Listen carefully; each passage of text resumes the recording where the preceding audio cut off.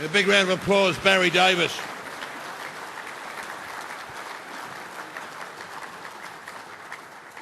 Now, this is not part of the script, but I'm going to, who gives a stuff about the script? I'm going to get the great Barry Cable up, arguably the greatest rover that ever played the game.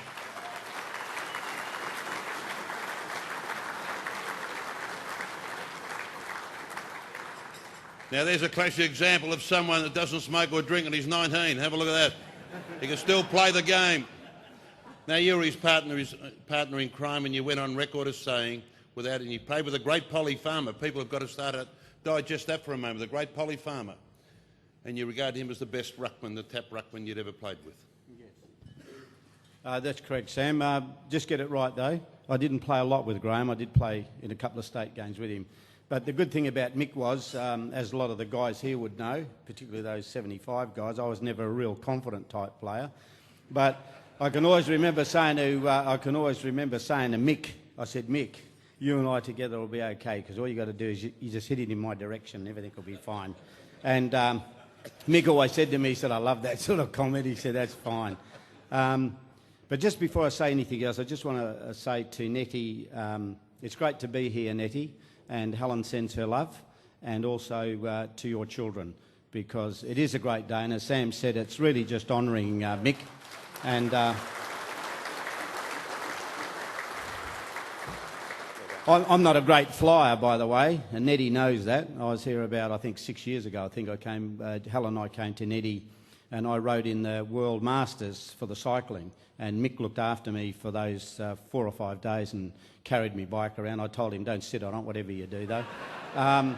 And they were fantastic, Nettie. So I left last night at midnight, and here I am, and it's fantastic to be here because of Mick.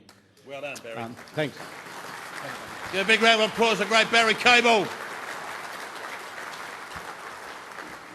And what a lot of people in this room mightn't realise just how great a ruckman he was. If you remember around that era, they changed the rules. They put that line in the circle that would preclude a ruckman standing side by side, because they thought the gasometer would become absolutely moribund. It's extinct, Keith. Would be absolutely rooted. But of course, the wily old fox, he was too smart for them. Because the one thing that he did, he had a great football brain. He could figure out where those dinosaurs that would be jumping and leaping prematurely, he could just time his jump to a perfection. He knew exactly where he was in relation to the mosquito fleet, which Caves was there on his own. We didn't need anyone else in the engine room but Barry, as he just attested to. He just did everything. In fact, it's a true story. He kicked 10 goals against South Melbourne, once never left the goal square. He handballed 7 of them over the top from 40 metres out. But I think you're all starting to get the drift of what the great man was all about. Now, having said that, there is a tendency at times to get ahead of ourselves here and be a little bit condescending and patronising, so it's important to have a balanced perspective in life. And I pride myself these days, without, having aspired to utopia, but almost being there. But even people like myself occasionally get ahead of themselves, and this morning was a classic example. I was in a hurry to be here this afternoon to catch the plane, and I had a knock on the door. And you wouldn't believe what I was confronted by. 2 Jehovah's Witnesses. Now, you don't have to be a Rhodes Scholar to figure out what would have transpired a decade or so ago. But now that I'm this voice of moderation and restraint and a fairly altruistic and benevolent soul, I invited them into my house. I said, look, I'm in a terrible hurry. I'm having a quick cup of tea. The kettle's piping hot. Would you care to engage? They said, that'd be delightful. I said, how do you have it, milk and sugar? They said, both. I said, what about $1 for fresh country cream? They said, that'd be exquisite. I said, by the way, my wife just taken out a batch of piping hot scones. Do you care to have one? They said, that's fantastic. I said, what? Do you want jam or marmalade? He said, jam. I remember looking at my watch and I realised I was somewhat self-indulgent. They were in my house for 7 minutes. I had no idea what they were peddling or soliciting. And I turned around to one of them. I said, look, I'm terribly sorry. I said, you've been in my house for 7 minutes. I've got no idea what you're soliciting or peddling. I said, what do you do? And one of them turned around, love, you wouldn't believe it. He said, fuck if I know. He said, I've never got this far before. We'll take a break now and we'll be back after the main course. Thank you. Thank you, ladies and gentlemen. We must move on.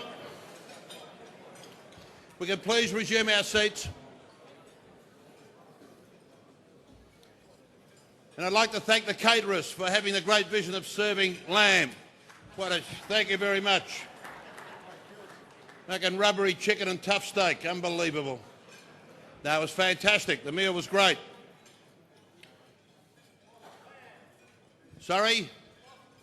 It wasn't lamb, but we can't have everything, mate. We can't have everything. That's why I underpinned my commercials about being Australian. Remember in those early commercials, I had to grow up the vegetarians, those soap-avoiding, dole-bludging, pot-smoking vegetarians. And then we had a crack at the Australian cricketers having the audacity of losing the Ashes to the Poms and then sending lurid text messages to English trollops when there are so many Aussie shielders here prepared to give up their middle stump. Yes, yes, yes. Now, I'd just like to also make reference to Alan Aylett. We rushed that segment through a little bit, but Alan Aylett, as you remember, who was the president of the VFL in those days, and they had a close affinity with the QAFL, which was very much in its infancy in those days. And of course, the Galloping gasometer was an intricate part of the development of the code here in Queensland. And I know that Alan and Mick worked very, very closely in conjunction with each other to lay the foundations for what we now see as a wonderfully successful inroad into our wonderful code here in Queensland. So that's just another little appendage and a little add-on that some of you may not be aware of. I'm sure a lot of you would. But I guess some of you may be a tad addled as to what makes North Melbourne so great. What is so unique about our culture? Now, I'll give you, to my very best abilities, an insight into why we are who we are. When I joined this great club some 40 years ago, we're on the verge of expulsion and extinction. In fact, it was a shithouse operation. And I remember this little minnow of a club that's nestled in the inner west of Melbourne, Kensington, North Melbourne, salt of the earth, hard-working, blue-collar people. This tiny club that was bereft of any success since its inception in 1925 went out in the marketplace and secured the single biggest name in the game. And the football world was agog when it was announced that Ronald Dale Barassi was going to coach North Melbourne. The people of North Melbourne and the people of Kensington were gambolling up and down the street. That's not punting, Meg, that's dancing. And the level of expectation soared to an unprecedented level. The excitement just soared. In fact, the following day when it was announced to us that Ron Barassi was going to be our coach, I got that excited that I decided I was going to train that particular year. And I remember quite vividly we were scheduled to play Geelong at Geelong, our very first game of the year. Now, if you could just cogitate or just ponder the thought for a moment, what a logistical nightmare it posed the club to ferry 20 players plus staff from Arden Street at North Melbourne to Geelong 50 kilometres down the road to Cardinia Park. It was a monumental nightmare. Ron Joseph used to appoint 2 steering committees. They used to sit up in the grandstand every Thursday smoking dope and eating pizzas. And they would come down Thursday night and inform us that the mode of transport we would be employing would either be by road or rail. And we always went by bus, which quite frankly was a pain in the arse, because it meant giving up a Friday night over the drip tray, having to get to the ground a couple of hours earlier than normal. I'd be sitting on the bus next to someone like Big Mick Nolan who'd be farting all the way down the highway. And then silly Ron Barassi would have the temerity of standing before the troops as we drove into Corio Bay and going through this elongated game plan that you knew very well that the Hacks couldn't carry out, and we get slaughtered by 20 goals. You may laugh, but it was fact. Something else you may recognise in that era, some of you in this room, that North Melbourne at the time only boasted 2 genuine superstars. The other one was Barry Cable. And I remember saying to Barry on Thursday night at training, I said how indignant it is that we be associated with such fucking rabble. I said, go and see Barras and see if you and I can drive down to Geelong. Because at the time we lured Barry across the Nullarbor with a brown paper bag, which we could in those days, and we bought him a new Fairlane. And just to give you an insight what a shithouse side we had, and it's not for me to disparage against some of my teammates who were lucky to have played league football purely and simply by being at the right place at the right time. But we used to have match practice on the Thursday night and the witches' hats used to beat us. That's how bad we were. Anyhow, I said to Barry, I said, go and ask him, because he shared a far better relationship than I did with him at the time. And in those days, ladies and gentlemen, you remember what a great place Victoria was. We owned this wonderful game of football. 6 games, 2 o'clock start, 5 o'clock finish. At 12:30, every club used to meet for the mandatory team meeting, where the coach would address his charges and go through the game plan, if you had one. And I said to Barry, I said, see if you and I, ask him, see if you and I can drive down to Geelong and let the hacks and the bus arrive at their own volition. Well, he was receptive to Barry, which was fantastic, which meant we could leave at a leisurely 11:30, pick up the first couple at Moonee Valley, cascade our way down the highway. And this day we arrived into Geelong, we drove through Corio Bay, and there was a howling gale blowing up Corio Bay and gathering in velocity, just getting stronger. Then we drove into Cardinia Park, and we got in there about 25 past 12, Caves, didn't we? And like all visitors, regardless of what your discipline is, whether it's soccer, netball or football, when you're at a strange venue, at the visitors' venue, what do? You grab your gear out of the back seat or the boot and you make a beeline of the visitors' race. And that's exactly what Barry and I did. And this particular day, there was 12:30, 1:45, 1 o'clock. I remember looking at my watch, which was a Tissot in those days, not the Rolex I wear now. It was 1:30. And Barry, Cable and I are still in the room on our own. And I heard this pitter-patter of steps and I saw this head pop around the lockers. And I saw the eyeballs almost pop out of their sockets. And it was Bill Della, who was the officiating umpire. And even umpires could figure that 2 from 20, there were quite a few of us fucking missing. Whilst he was somewhat receptive to our cause, he said, I'll be back very shortly, I'm going into the Geelong rooms. With that, I grabbed him by the sleeve. And I said, Bill, what are you doing? Where are you going? He said, well, I'm going into the Geelong rooms and I'm going to abort proceedings here this afternoon. And with that, I said, no, you're not. And Bill always had a healthy regard for my acumen, clout love. And he knew that I had him over the barrel on a point of law. And most of you in this room will remember the VFL as it was known then, not the AFL. There was nothing within the constitution of the VFL that would preclude a side comprising of just 2 players taking the field if deemed necessary under extreme circumstance. And this was certainly deemed to be extreme. And he made abundantly clear that it was a 2 o'clock start and we had to be out in the ground at 5 to 2 for the toss of the coin. I remember looking at my watch and it was almost 20 to 2 and I said, Bill, I said, I think we understand each other quite clearly. I said, would you mind pissing off? We've got quite a few issues to address which are going to be pertinent to what would transpire out in the field. And we at North Melbourne, as the players would attest to, we were never like the Western Bulldogs or the Collingwoods or the St Kildas, who used to headbutt lockers and watch Rocky I and I and I. There was none of that. I always enjoyed the solace of the medical room and a gentle slap and tickle and just focus on the task at hand. And I remember rummaging around the medical room and I found a bit of oil. And I looked at Caves and I was reluctant to exchange a rub with Barry in those days. And what a fucking good judge I turned out to be, I think, anyhow. So I remember giving myself a slap and tickle and I was doing up my boot and I heard this tumultuous roar erupt around Cardinia Park. And I peered up the runway and surely enough there was the honour roll of the mighty Geelong Football Club. The Farmers, the Goggins, the Devines, the Wades, the Newmans. And the loyal throng surrounding the perimeter piping stood as one and applauded them. With that, Dallas come scurrying back in the room and he said, Kecker, he said, this is tantamount to stupidity what you're doing. I said, Bill, you do your job and we'll do ours. I said, we're on the tarmac and we're coming out shortly. We had a couple of issues to address, which, as you would have gathered by now, the issue of leadership was going to be critical. And I remember saying to Barry, I looked Barry fair and square in the eye. I said, mate, I think the club will be best served if I lead the side out this afternoon. I said, because it's quite conceivable with my upper body definition that I may intimidate 1 or 2 and we run out in the ground. I said, if they see a little rat like you leading me out, I said, we're fucked.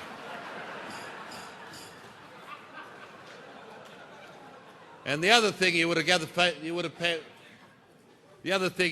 have figured out by now, it was absolutely imperative we win the toss. Because that howling gale was now spinnaker weather. Anyhow, we ran out on the Cardinia Park, hardly a murmur from the terraces. We did our lap of honour, and that in itself was a victory at North in those days. And I remember being summoned to the centre of the ground where Della had the coin. And I know piety is fairly prevalent in this room, and I'm certainly a believer. And I'm sure that when the florin was tossed, it was laced with a liberal splash of divine intervention. And I called heads, and I called correctly. And I had no hesitation but kick to the Barwon River end, or the Reg Hickey stand end, which was affected by that howling gale. And I was also mindful, as most of you would remember, the great Polly Farmer had that tendency in the ruck duels to jump that split second prior to the opposition ruckman, prize a bit of leverage off his hip, palm the ball down to Goggin, who'd cut a sway through the midfield, drill a daisy cutting past the lead of Wade, who'd mark on his fat guts, turn around and convert. You may well laugh, but that's fact. Well, this particular day, and I'm sure everyone in this room can remember a stellar moment when everything's gone according to the good book. And this particular day when the ball was bounced, I jumped that split second prior to Polly and got the ball down to Cable. Now, if you've seen the videos, Barry's evasive skills were legendary. And with consummate ease, he waltzed through the midfield, kick long and gold. Anyhow, at quarter time, we led by 18 points. No, you may laugh, we were rooted, but anyhow. We went to our huddle. In fact, there wasn't a huddle, it was a table for two. And I looked at Caves and I said, mate, I said, this is fantastic. I said, we're buoyed by the scoreboard. I said, you know what? World of Sport tomorrow with Dyer, Richards and Co. It's going to be fantastic. Our names are assured to be in the annals of the history of this great game, if only we can keep going. Of course, now we're confronted with a different dilemma. We're now kicking into a howling gale. And you all know the differing principles associated with saying all that contemporary jargon you hear coaches talking about, intensifying your work rate, the 1%ers, harassing, tackling, all that bullshit's designed for players that can't play. The superstars set their own agenda. And I remember saying to Barry quite clearly, I said, mate, I honestly believe there's no need to radically change our game plan. And the only time I ever questioned his faculties in the 10 years that I played with him was that moment at quarter time. He mentioned something about a loose man in defence. But obviously numbers preclude us doing that. And I can honestly tell you the longest and hardest 34 minutes of footy that I'd ever endured was that second quarter at Geelong. Because not only did I have to get the ball down with him, but I had to negotiate a passage through some very heavy traffic so I could get him with him through a low trajectory kick which wouldn't be affected by the elements. And I got him there on 2 occasions, and of course that was becoming increasingly more difficult because the opposition were waking up to the fact we're getting on top and they were dropping players back inside our attacking 50. But I got him there on 2 occasions. At half-time, our lead had blown out to 30 points. At the 29.5-minute mark, the third quarter was my only transgression. One of his lightning handballs that he was renowned for ricocheted off my chest. And I went to ground, but for a big man, as you've seen the videos, I had enormous pace and great recovery. And I knocked the ball to the sanctuary of the boundary line to give us a chance to regroup. But in doing so, it brought me eyeball to eyeball with this guy who'd been yelling out "Kecker, Kecker" all afternoon. And I've been avoiding it like the plague because I knew it'd be some form of disparagement, it wouldn't be an accolade. Plus, you would have figured out by now the derivative of the surname Kekovich is not Anglo-Saxon, it's got a European connotation that lends itself to a tinge of slander. Plus the fact my sister had been through Geelong the week before with the winning netball side, and we're a fairly close-knit family. But our eyes were transfixed, and I had no way of shaking his line of sight. And he said, Kecker, he said, race 9, number 1 at Werribee's a certainty. Anyhow, as the boundary umpire threw the ball back in the play, it coincided with the three-quarter time siren, and the lead had blown out to 36 points.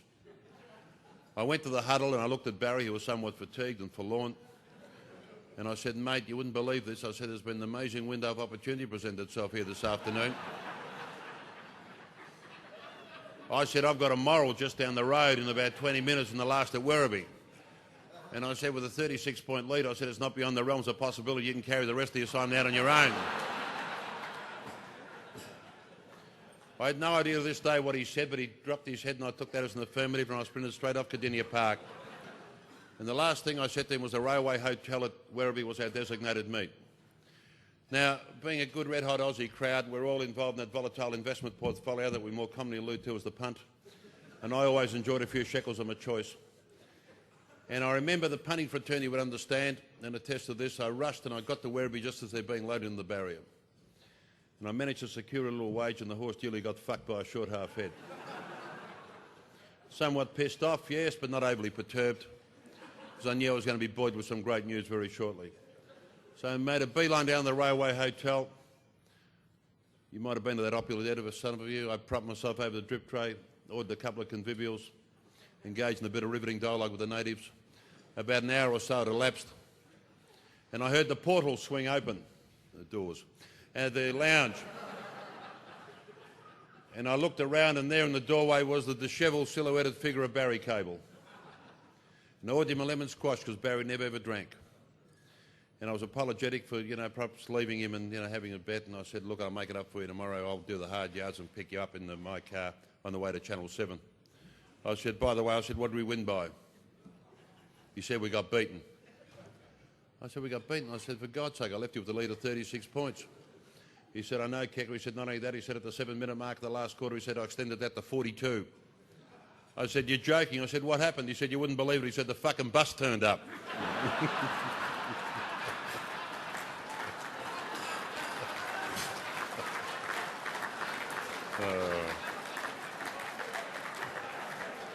Yeah, so you can see how we've developed this culture.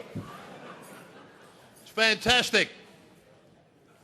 But ladies and gentlemen, on a serious note, I'd like to call to the podium now the CEO of the North Melbourne Football Club, Eugene Arocka, to make a presentation to the Nolan family. Would you please make him welcome?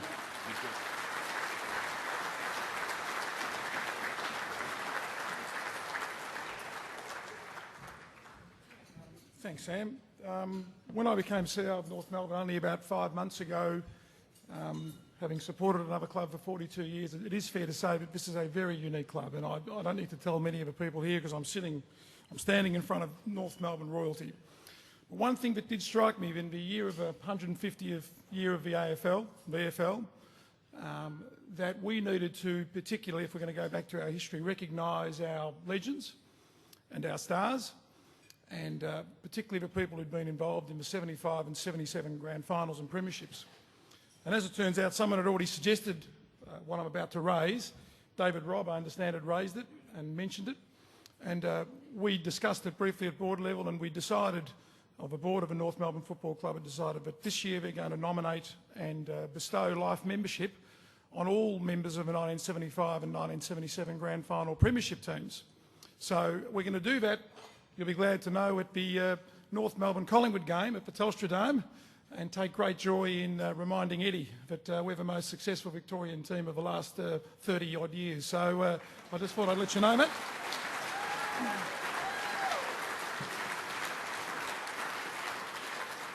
So we will be working hard to get all the team together for that particular match so that we can tell the world, so try and keep it a secret if you can.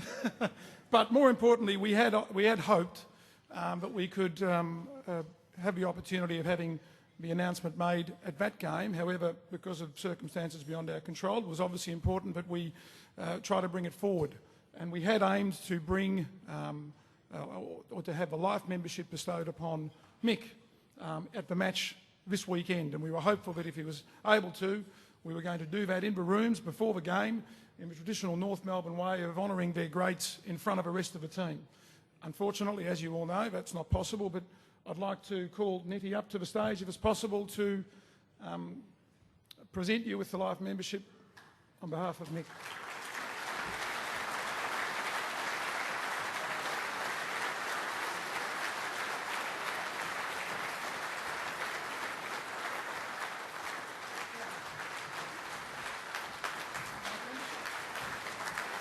I'd also like to present the 1975 jumper worn by Mick.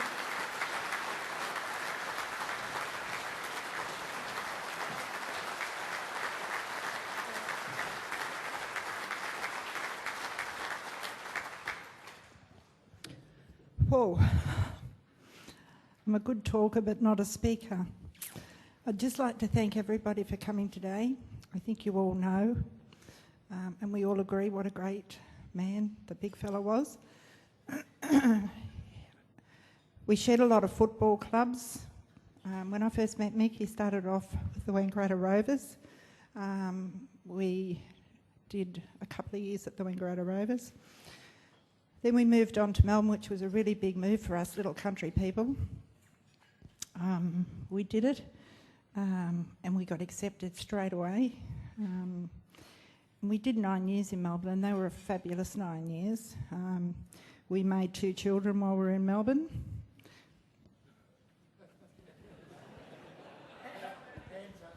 Pretty good ones at that. And then we had the opportunity to come to Queensland. So we sold up, packed up, and came to Queensland. And that's when we made our 3rd addition to the family. Dale. I'm really proud of these kids, and they have got so much of Mick in their little big bodies. We had great times at Maine too. The kids were brought up hanging around the Maine Football Club, but that was kind of part of our family. It was a very casual setup. Also, amongst all these people that we've sort of become our friends over the years, that we've been classed as the Nolan family. There's people outside too. The kids have made fabulous friends, and they become part of our family also. The friends I've made through my work and through football clubs, you've just all been fabulous people. You've all been able to support us over the time.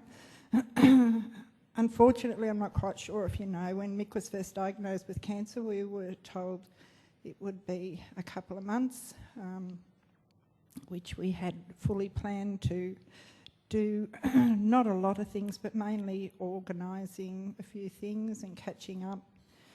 But unfortunately, he was taken away from us a bit earlier. I'd just like to let you all know, Mick didn't suffer too much.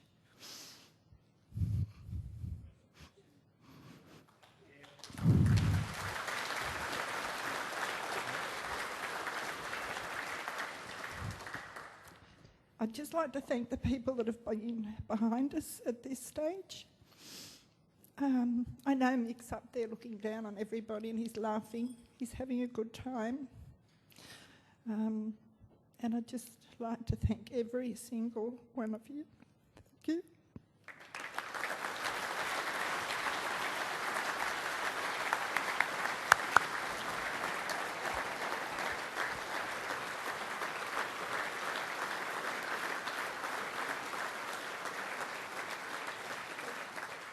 The North Melbourne Football Club will be providing a suitable tribute to Mick at the next game against Geelong, which is on Friday night at the Telstra Dome. And of course, Nettie, you and your family are welcome to attend, and we'll make the appropriate arrangements if you're able to come to Melbourne to be a part of that, because we do think we know we need to honour him and recognise him. And apart from the 70th occasion against Collingwood, we'd very much love you and your family to be there on next Friday night if it's possible, and to be a guest of the North Melbourne Football Club at the Chairman's Lunch so we can recognise Mick. Thanks very much.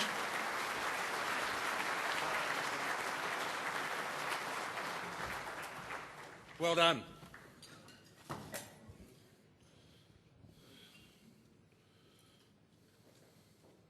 You're right, Barry? Who was it, Lonely? Who was that? You or... Sorry? That's called... can I use the vernacular or... On that note, I'd like to call up to the stage also a presentation I'd like to be made to the family by the main past player and coach in Scotty Corbett. Where are you, Scott? I'd like to make a presentation.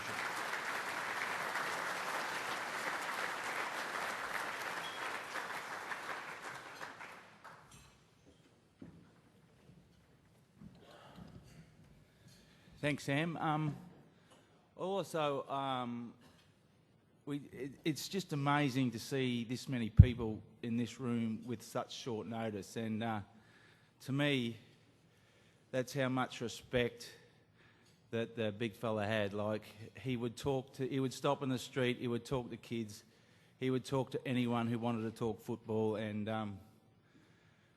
when he came to Queensland, like in 1981, I was a 17-year-old, and like you just stood there every time he talked. You just stand there and listen, and you just took it all in. And he was just an inspiration to everyone in this room, I'll guarantee it.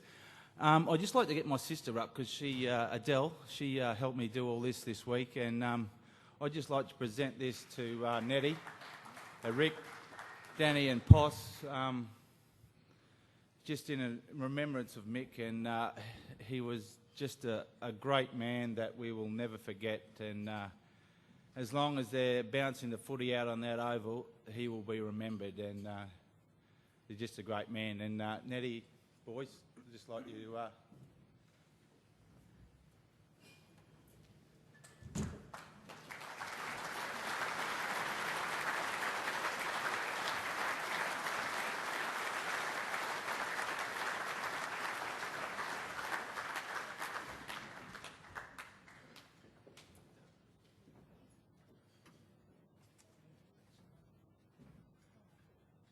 And I just want to say one more thing. It will be said later, but things like this just don't jump out of the sky and present themselves. There's one bloke, and this bloke is an absolute amazing man that can organise this in like 4 days. And I'd just like to thank Murdoch Campbell for doing 98% of what you see here today. Thanks, Muddy. Thanks, Dan. Well done. Well done. What a fitting tribute. Give them a big round of applause. Thank you.